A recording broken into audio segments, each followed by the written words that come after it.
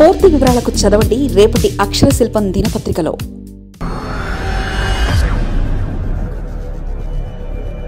వైసీపీలో ప్రస్తుతం ఏం జరుగుతుంది? అనంతపురం నుంచి కోస్తా వరకు షాక్.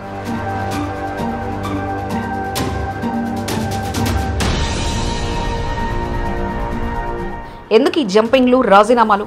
వైసీపీకి దెబ్బ మీద దెబ్బ తగులుతూ ఒకే రోజు వర్ష షాకులు కొట్టాయట.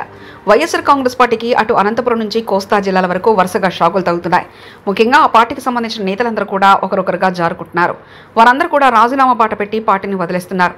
అధినేతకు అసలు కనీసం ఒక మాట కూడా చెప్పకుండా బయటికి వచ్చేస్తున్నట్లు సమాచారం. ముఖ్యంగా వైసీపీ పరిస్థితి ఇప్పట్లో బాగుపడే అవకాశం లేని నేపథ్యంలో ఈ క్రమంలో ఈ నిర్ణయాలు తీసుకుంటున్నట్లు సమాచారం అందుతుంది. ఇంకొందరు జగన్మోహన్ రెడ్డి పార్టీని సరిగా పట్టించుకోవడం లేదని, ఆయన వైఖరి అసలు బాగుండదని నసుకుతున్నారు. మరికొందరైతే ఇద్దరు ముగ్గురు నేతల మధ్య పార్టీ నడుస్తుందని, తమకు విలువే లేదని బయటకు వస్తున్నట్లు చెప్తున్నారు. వైసీపీకి వరుస షాకులు తగిలాయి.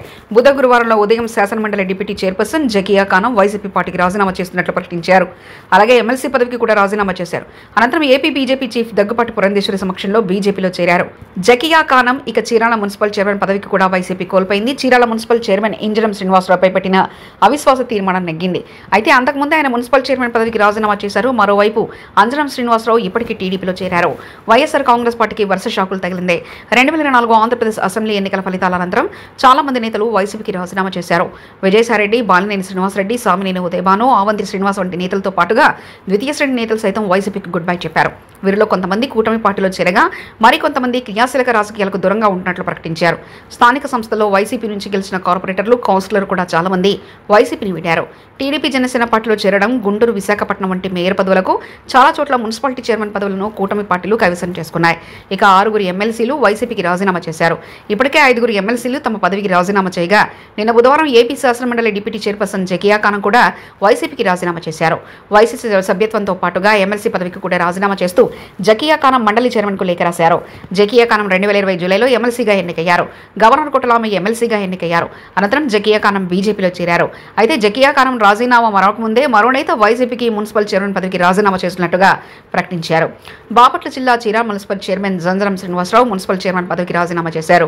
జంజరం శ్రీనివాసరావు ఇప్పటికే వైసీపీని విడి టీడీపీలో చేరిన సంగతి తెలిసిందే. అయితే శ్రీనివాసరావుపై అవిశ్వాస తీర్మానం పెట్టడంతో జంజరం శ్రీనివాస్ మున్సిపల్ చైర్మన్ పదవికి ముందుగానే రాజీనామా చేశారు. అవిశ్వాస తీర్మానానికి హాజరవ్వడానికి ముందు చీరాల మున్సిపల్ చైర్మన్ పదవికి రాజీనామా చేసినట్లు జంజరం శ్రీనివాసరావు ప్రకటించారు. అనంతరం చీరాల మున్సిపల్ చైర్మన్ శ్రీనివాసరావుపై ప్రవేశపెట్టిన అవిశ్వాస తీర్మానం నెగ్గింది. టీడీపీ కౌన్సిలర్లకు మాజీ ఎమ్మెల్యే ఆమంచి వర్గం కౌన్సిలర్లు మద్దతు తెలపడంతో బుధవారం పెట్టిన అవిశ్వాస తీర్మానం నెగ్గింది. అవిశ్వాసానికి అనుగుణంగా 26 ఓట్లు పడ్డాయి. మరోవైపు కౌన్సిలర్లతో పాటు ఎక్స్ అఫిషియో సభ్యుల హోదాలో చీరాల ఎమ్మెల్యే కొండయ్య, ఎంపీ తేనేటి కృష్ణప్రసాద్ ఓట్లు వేశారు. తీర్మానం నెగ్గడానికి అవసరమైన దానికంటే 3 ఓట్లు అదనంగా వచ్చాయి. మరిన్ని కథనాల కోసం సబ్స్క్రైబ్ చేసుకోండి మీ అక్షర శిల్పం.